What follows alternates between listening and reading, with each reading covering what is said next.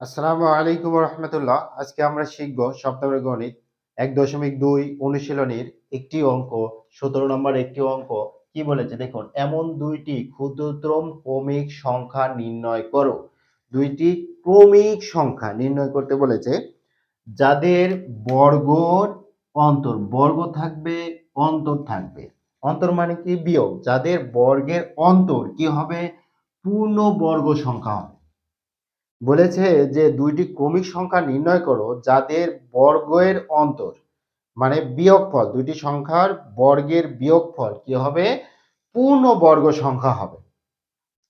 এখন আমরা শিখি যে প্রথমে আগে একটু জেনে নিই পূর্ণবর্গ সংখ্যাগুলো কি কি। পূর্ণবর্গ সংখ্যা যেমন 4, যেমন 9, 16, তারপরে কত 25, এইগুলো হলো পূর্ণবর্গ সংখ্যা। 4 কেন পূর্ণবর্গ সংখ্যা? দেখুন 2 গুণন 2 করলে কত পাই আমরা? 2 এর উপর বর্গ পাই। এই যে বর্গ আমরা পেলাম, এটার কত 4, সে কারণে 4 একটি পূর্ণবর্গ সংখ্যা। আবার 3 এর উপর স্কয়ার কত? 3 গুণন 3, এটা করলে কত হয়? 3 এর উপর বর্গ। এই বর্গ তার মানে কত হলো? পূর্ণবর্গ সংখ্যা কত? 9। আবার দেখুন এই 16 পূর্ণবর্গ সংখ্যা। কেন? 4 গুণন 4 কত হবে? 4 এর উপর বর্গ। তাহলে 4 এর উপর বর্গ মানে কি? দুটা 4, সেটা করলে কত হচ্ছে? 16। সেই কারণে 16 একটি কি পূর্ণবর্গ সংখ্যা। 25 একটি পূর্ণবর্গ সংখ্যা। কেন? 5 গুণন 5, 5 এর উপর বর্গ। তাহলে দুইটি বর্গের পূর্ণবর্গ সংখ্যা কত? আমরা 25, 16, 9 এবং 4, এটা হলো পূর্ণবর্গ সংখ্যা। এখন দুইটি ক্রমিক পূর্ণবর্গ সংখ্যা কত আমরা কি জানি? জানি না। তো ধরে নিই যে দুইটি ক্ষুদ্রতম ক্রমিক সংখ্যা যথাক্রমে ক এবং ক প্লাস 1। কেন ওটা ধরবো সেটা আসছে।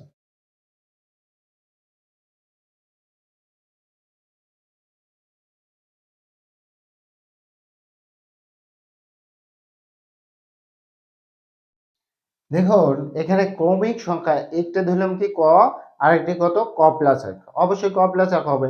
যদি বলতো তিনটি ক্রমিক পূর্ণ সংখ্যা, কয়টি? তিনটি ক্রমিক পূর্ণ সংখ্যা, তাহলে আমরা ধরতাম ক, ক প্লাস 1, ক প্লাস 2। আমাদের বলেছে এখানে দুইটি ক্রমিক পূর্ণ সংখ্যা। দেখুন এখানে কত বলেছে? এই যে দুইটি ক্ষুদ্রতম ক্রমিক সংখ্যা, এই যে দুইটি বলেছে, সেই কারণে আমরা কত ধরেছি? ক, আর একটা কত? ক প্লাস 1। আর যদি তিনটি বলতো তাহলে ক, ক প্লাস 1, ক প্লাস 2 আমরা ধরতাম। তাহলে ক, ক প্লাস 1 এবং ক প্লাস 2, যাদের বর্গ, যাদের বর্গ, তাহলে এটা আমরা ক্রমিক সংখ্যা ধরলাম এবং বর্গ। সুতরাং ক্ষুদ্রতম ক্রমিক সংখ্যার বর্গ, ক্ষুদ্রতম ক্রমিক সংখ্যার বর্গ। বর্গ কত? ক উপর স্কয়ার এবং ক প্লাস 1 তার উপর স্কয়ার। দুটার উপরেই তো বর্গ বলেছে। ক্ষুদ্রতম ক্রমিক সংখ্যা নির্ণয় করো যাদের বর্গ। আমরা ক একটি সংখ্যা ধরেছি, ক এর উপর বর্গ দিলাম এবং ক প্লাস 1 ধরেছি, তাদের উপর বর্গ দিলাম। এবার বলছে কি তাদের অন্তর। তাদের অন্তর মানে কি? বিয়োগফল। এবং তাদের অন্তর, অন্তর তাদের বর্গের অন্তর, তাদের বর্গের অন্তর। যেহেতু বর্গে আমরা অন্তর নিব, সেহেতু আমরা কি লিখবো? তাদের বর্গের অন্তর। তাদের বর্গের অন্তর কত দেখুন তো?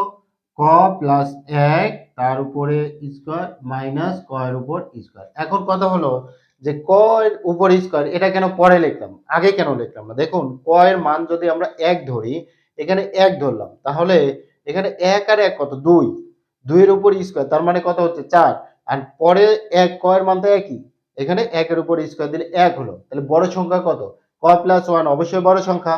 সেই কারণে আমরা বড় সংখ্যা আগে লিখবো, ছোট সংখ্যা পরে লিখবো বিয়োগের সময়। এইবার এটা a প্লাস বি হোল স্কয়ারের সূত্র কত? a plus B whole square সমান কত? a square plus 2ab plus b square. এটাই তো আমাদের সূত্র। এখন ক আমাদের a এবং 1 আমাদের b, এখানে তার উপর স্কয়ার হলে কি হয় দেখুন তো? ক প্লাস 1 তার উপরে স্কয়ার। এখন a এর জায়গায় কত দেব? ক, এবং বি এর জায়গায় কত দেব? 1। যদি দিই তাহলে এখানে a আছে, এর জায়গায় কত দেব আমরা? ক, ক এর উপর স্কয়ার প্লাস 2, এখানে a কত? ক, b কত? 1, বি কত 1 এর উপর স্কয়ার। এখন দেখুন তো ক এর উপর স্কয়ার প্লাস 2 ক প্লাস 1, 1 এর উপর স্কয়ার দিলেও হবে না দিলেও হবে, 1 এর উপর স্কয়ার দিলেও হবে না দিলেও হবে। এখানে এক বাংলায় যেহেতু লিখলাম, এখন সেটা আমরা লিখলাম, এটাই তো এইখানে ক প্লাস 1, তার মানে কত হবে ক এর উপর স্কয়ার প্লাস 2 ক ইন্টু 1 প্লাস 1 এর উপর স্কয়ার মাইনাস এখানে কত আছে ক এর উপর স্কয়ার আমরা লিখলাম। এখন এটা হলো প্লাস ক এর উপর স্কয়ার, এটা হলো মাইনাস ক এর উপর স্কয়ার, কেটে গেল, আমাদের থাকলো কত 2 ক প্লাস 1। এখন দেখুন তো 2 ক প্লাস 1 থাকলো না, এই ক এর সাথে 1 গুণ করলে কত হবে কই হবে, আবার ক এর সাথে 2 গুণ করলে 2 ক, 1 এর উপর বর্গ দেওয়া যায় না দেওয়া তাই, 1 এর উপর বর্গ মানে কি, এই 1 এর উপর বর্গ মানে হলো 1 গুণন 1 সমান কত আসবে একই আসবে, সে কারণে এটার উপর বর্গ দিলেও সমস্যা নাই না দিলেও সমস্যা নাই। এটা আমাদের কত আসলো বর্গের অন্তর।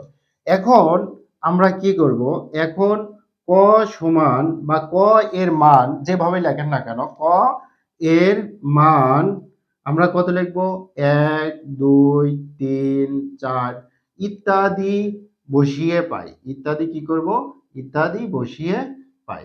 কেন এটা আমরা বের করলাম বর্গের অন্তর বের করলাম, সংখ্যা তো আমরা বের করিনি, সে কারণে এই সংখ্যাগুলো বসিয়ে দেখব কারা কি পূর্ণবর্গ সংখ্যা হবে, কোন কোন সংখ্যাগুলো পূর্ণবর্গ সংখ্যা হবে, সেটার জন্য আমরা এই সংখ্যাগুলো বসাবো।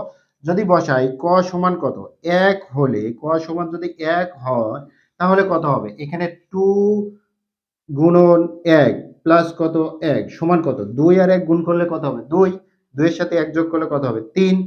এটা কি একটি পূর্ণবর্গ সংখ্যা, যা একটি পূর্ণবর্গ সংখ্যা নয়, যা একটি পূর্ণবর্গ সংখ্যা নয়। কেন একটি পূর্ণবর্গ সংখ্যা নয়, দেখুন 3 কি একটি পূর্ণবর্গ সংখ্যা, দেখুন পূর্ণবর্গ সংখ্যা কত 4 একটি পূর্ণবর্গ সংখ্যা, 4 একটি পূর্ণবর্গ সংখ্যা, 9 একটি পূর্ণবর্গ সংখ্যা, 16 একটি পূর্ণবর্গ সংখ্যা, 25 একটি পূর্ণবর্গ সংখ্যা। এইগুলো হলো পূর্ণবর্গ সংখ্যার, এই পাশে যেগুলো লিখেছে এগুলো কি বর্গমূল। তাহলে এখানে 3 কি একটি পূর্ণবর্গ সংখ্যা, না একটি পূর্ণবর্গ সংখ্যা নয়। তাহলে ক এর মান যদি 2 হলে, দেখুন তো ক এর মান 2 বসালাম, তাহলে 2 গুণন ক এর মান কত 2 প্লাস 1, এখানে 2 আর 2 গুণ করলে কত হবে 4, 4 এর একে 5, 5 কি একটি পূর্ণবর্গ সংখ্যা নয়, 5 একটিও পূর্ণবর্গ সংখ্যা নয়। 4 একটি পূর্ণবর্গ সংখ্যা, 4 এর পরে কত 9 একটি পূর্ণবর্গ সংখ্যা, 5 একটি কি নয় পূর্ণবর্গ সংখ্যা নয়। আবার ক এর মান যদি আমরা 3 লিখি তাহলে এখানে কত 2 গুণন ক এর মান 3 প্লাস 1 কত হবে, দেখুন তো 3 দুগুণে 6, 6 এর একে 7, 7 কি একটি পূর্ণবর্গ সংখ্যা, না 7ও একটি পূর্ণবর্গ সংখ্যা নয়, 7ও কিন্তু একটি পূর্ণবর্গ সংখ্যা নয়।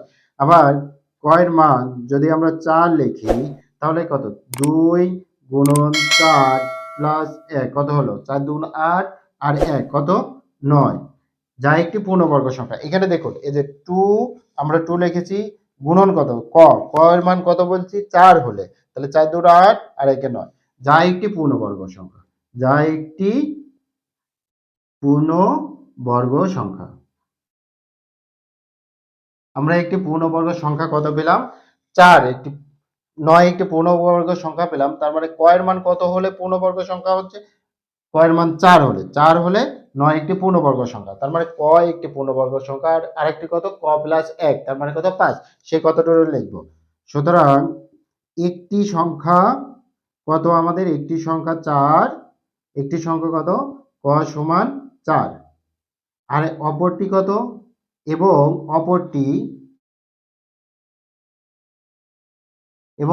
দেখুন কত ক প্লাস 1, ক এর মান কত 4, 4 আর একে কত 5, তাহলে 4 প্লাস 1 সমান কত আমাদের 5। একটি সংখ্যা কত 4 এবং অপরটি সংখ্যা কত 5, তার মানে আমরা দুইটি পূর্ণবর্গ সংখ্যা পেলাম, সেটাই লিখবো যে উত্তর কত ক্ষুদ্রতম পূর্ণবর্গ সংখ্যা দুইটি কত 4 এবং 5।